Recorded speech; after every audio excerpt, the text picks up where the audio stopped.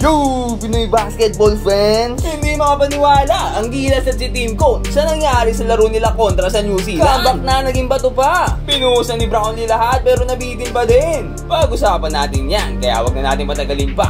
Tara na, let's go!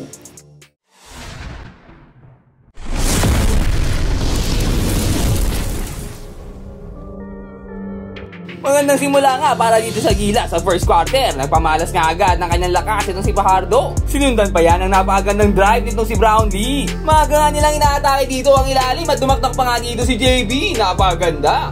Grabing effort pa dito ni Fajardo, nakasteal pa. Kaso dito medyo nakakatulog ang depensa ng Gilas. Napapabayaan ng bantay at nabibigyan ng easy layup ang mga to. Kulang na lang ibigyan ng clear path papunta sa basket. Pero hindi lang sa ilalim ang nagiging problema nila sa depensa. Dito nga ay wide open 3 para kay Ngatay ng New Zealand. At iisa pa nga yan dito, makikita ulit siya ng point guard na si Brit. Same spot, same result para kay Ngatay. Nakabawi naman dito ang Gilas sa napakagandang depensa ang pinakita ni Dwight. What a steal! Dito nga ay fast break opportunity para sa kanila, kaso lang ay magmimintis ang tira ni Dwight. Dito another good defense naman mula kay Newsang. Another fast break para sa Gilas. Brownlee naman dito ang susubok. Papasukin ang depensa, kaso dito rin ay mawawalan din ang tira niya. Bitin na bitin. Sayang ang mga opportunity na ibigay sa kanila ng magandang depensa. Pero buti alangan dito na si JP para sa kanyang unang 3-pointer of the game. Kaso ito na naman, easy layup. Wala man na sumabay. Dapat timeout na si Team Cone at nagagalit na. Hoy Gilas, gising! Kaso after ng timeout, nagpatuloy pa rin ang init ng New Zealand at tinaktakan pa sila nitong si Darling. Ang laking tao, Darling apelido. Puti na lang sundutan siya dito. What a steal by Calvin Oftana. Kaso medyo malas talaga sila dito, no? Pagdating sa opensa, si Brownlee nga susubok ulit dito ng 3-pointer pero mawawalan. Ang dami nga nilang mintes dito sa first quarter mula sa 3. Wide open 3 na dito kay Oftana ay nawalan pa.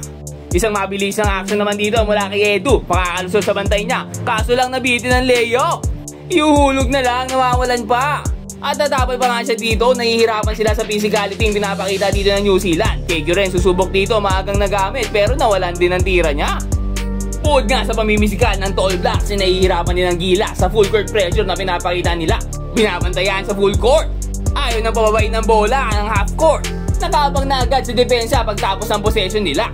Pero sinusubukan naman ng Gilas ditong bumawi sa depensa. Dito nga ay napakagandang defense ang pinakita nila. Kaso lang na-recover pa bola at napaganda pa ata napunta kay Ngatay sa 3 points. Buti na lang nawalan kaso offensive rebound na naman. At dito nga makikitang libre sa 3 itong si King ay napaganda pa. 3 points na naman mula sa kanila. Another easy layup ulit para dito sa tall blocks. And another timeout para kay Team Cone. Sinisigawan na ang Gilas players. Hindi yata tumatago sa mga to ang sinasabi niya pero mukhang kay Newsa may tumagos na. Dito madulas-dulas, buti lang ay naka-recover at napakagandang footwork pinakita as last second basket bago matapos ang first quarter. At dahil nga dyan ay bumaba na 5, kalamangan dito ng New Zealand 23-18. At pagpasok nga ng second quarter ay nagpakitang Gilas na itong si KQ na buhaya na ata. Napakagandang step back 3 mula sa kanya. Dito napakagandang bounce pass kay Brownlee kaso hindi kumunit. Pero itong pick and roll ng New Zealand ay konektado. Monster slam mula sa number 0 ng New Zealand. At talaga nahihirapan itong Gilas sa depensa pinapakita ng kalaban, no? Hindi makahanap ng open shots. Ito nga si Brownlee, bibigay na sa kanya bola. Hindi makahanap ng play kaya siya na lang gagawa ng play niya from the 3-point line. Kaso sinagot agad nga yan itong si Ngatay. At umisa pa nga, Ngatay na naman from 3. Ngatay tayo dyan. 19 points na, second quarter pa lang. At nagsimula na nga magpaulan sa 3 itong New Zealand. Iba't ibang tao na tumitira ng 3-point dito. Medyo mabawi sa napakagandang alley-oop ni KQ kay JB. Dito pinapakitaan ang dribble moves si Oftana. At binigay na sa kalabaw na si Darling. Ayan na, pero walang sinabi yan sa Dakraken. What a great defense mula kay Fajardo. At ang ganda pa ng basa niya sa ilalim dito kay Scotty. What a nice cut. Kaso ito na naman, napakagandang screen na pinapakita dito ng New Zealand. At naka-open layup na naman. Sakit na ata ito ng Gilas. May jetlag pa ata itong mga to eh. Dito napaka-awkward na tira ay pumasok pa. Hirap nga makascore dito ang Gilas at kay JB na binigay ang bola. Susubukan makahanap ng score nitong si Brownlee. Kaso lang dito natapid siya at na turnover. Pass break opportunity para dito sa New Zealand. At ako po, niyaktakan pa si Scotty Thompson. Susubok naman ng 3 dito si Brownlee para medyo makadikit ng Gilas. Kaso lang ikada bitaw niya ay para may sagot itong New Zealand. Ang bilis mag-reply, naka-handy text ata. Pero ito si JP taking over na para sa Gilas. 18 points na dito sa first half. Kaso dito naligaw na naman, wala na naman bantay sa ilalim. At sinundan pa ng wide open 3 dito ng New Zealand. Uy, galaw-galaw, baka pumanaw. At nagpatuloy nga pagpapaulan ng 3, binabagyo na tayo dito oh. Ang lala, 18-point lead na. Nagbintes pa 3 ni Brownlee pero what a power rebound para kay Fajardo. Last seconds dito bago matapos second quarter, nakuha ni Brownlee bola. Nagmamadali, titira ulit kaya ng half-court buzzer beater. Not this time, nakita si KQ for the wide layup. To end the first half, sa score na 55-39 in favor pa rin ng New Zealand. Kailangan sa mga to tapik-tapikin na para magising. At mukhang nga ginawa dito ni Coach Tim Cone. Fajardo dito napakagandang post move. Kaso may na-open na naman sa ilalim para dito sa New Zealand. Nakatira pa ng wide open 3. Ano ba yan? Dito muntik pa ma-turnover. Hindi nga salo ni Fajardo. Buti lang nakuha ni Dwight. Great defense pinapakita dito. Pero better offense mula kay Dwight. Pumasok pa yun. At sinundan pa yan ng another 3 mula kay JB. Bang! Medyo nabubuhayan na dito Gilas. Nakasteal pa si Fajardo. At that behind the back pa.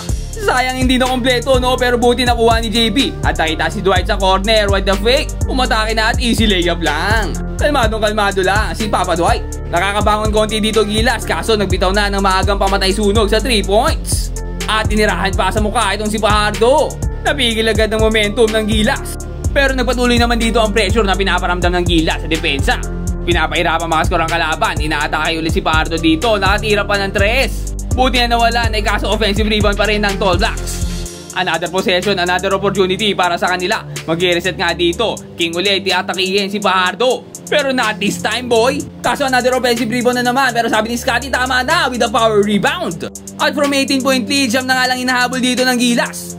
Off-tan na dito, napakagandang buwelo. Kaso nabitin ng layup. Pero what a hassle para kay Scotty. Reset muna tayo dito. Chill lang.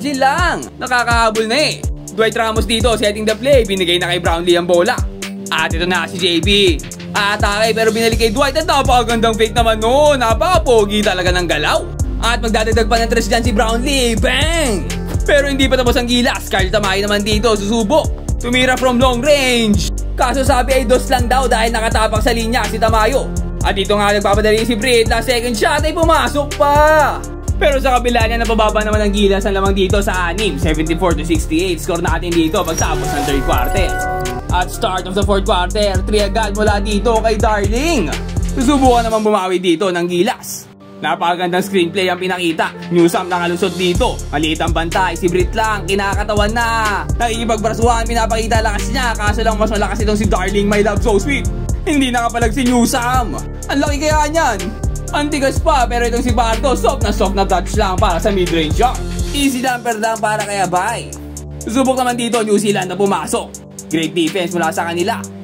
Kaso nabigay pa sa 3. Buti na lang nawalan at nice effort dito kay Fajardo sa rebound.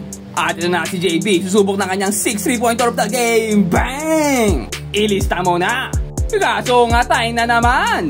Kada bitaw talaga may sagot eh no? Pero hindi pa tapos ang Gilas dito. Dwight naman, napakagandang step back naman nun. At nasa zone na dito si Dwight. Si Darling nakabantay na dito pero pinubunggulan din niya. Sabay step back yan. Walang katakot-takot.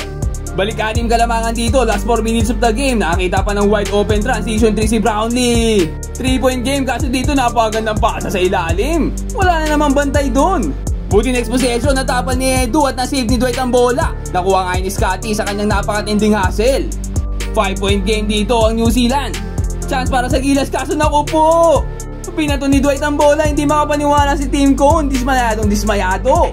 Nasayang ang opportunity para makahabol sana. At ito na nga ang star ng New Zealand. 1-on-1 against kay Edu, tinirahan lang. Ang laki-laki niyan eh. Naipasok pa rin. Brownlee nga dito susubok pero double team na siya. Nabilit nang ibigay dito kay Dwight ang bola. Balik ni Dwight kay JB. Hindi makahanap ng 3 kaya sasalaksak na lang kaso na turnover pa. Ay sus. Dito niya tayo ulit si Edu pero not this time. Team Black kaso natawagan ng foul. At nagalit na si Edu dito. Inatake na ilalim. Nawala. Deep in. Wala pa din. Ano ba yan? Ang daming nasasayang. Kanina pa sana sila nakalamang eh. Pero dito inabangan na ni Edu. Ito si Britt. Gumante with a nice block. Fast break para dito sa Gilas. Brownlee nagmamadali. Nakakuha ng foul. At kahit natapal siya ay goaltending. Kaya counted ang bolang yun. 6 ulit kalamangan dito ng New Zealand. Kaso ito na naman si Taylor Britt. Ang bilis talaga nitong gumalaw at nakalusot na naman. Sinasayawan lang sila for the Euro step. Last 7 seconds na lang pero hindi pa sumusuko dito si Dwight. Kaso wala talaga, bitin na bitin.